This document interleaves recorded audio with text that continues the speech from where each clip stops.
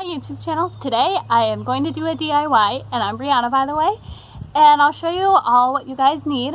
First, you'll need some white canvas shoes, preferably high tops, and I taped them all up to tie-dye them.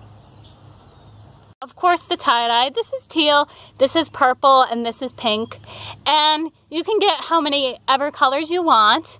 And of course, gloves.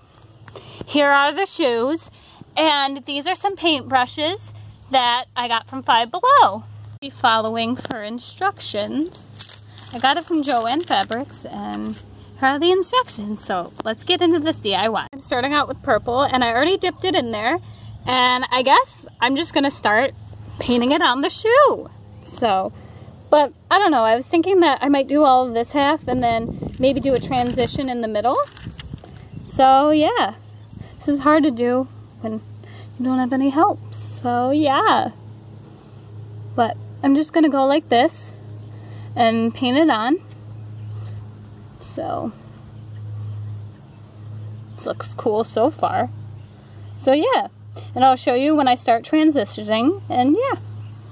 So what I'm doing next is I'm gonna dip this brush right here in the water, and then, ow, that should help me like smear the color so I can start doing a transition. So I'll show you more when I get done with that. What my transition looks like, it looks pretty cool. So next I am going to go into like this teal color, and then I'm probably going to start like about right there and then go around, and then they'll both transition to a light color there. So I'll show you that when I'm done. This is what the shoe looks like, and then I'm going to do the same thing on this side and then use pink. So I'll show you when I'm done. This is what the pink looks like. It looks so cool. Like, oh my gosh.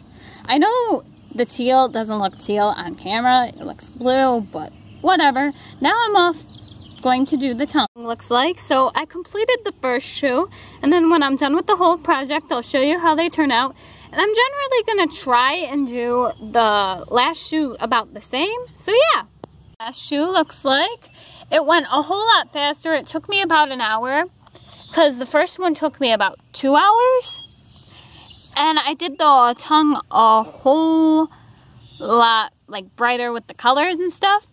But I will show you what the ending product looks like after it dries for about 6 hours. I've laced it and everything.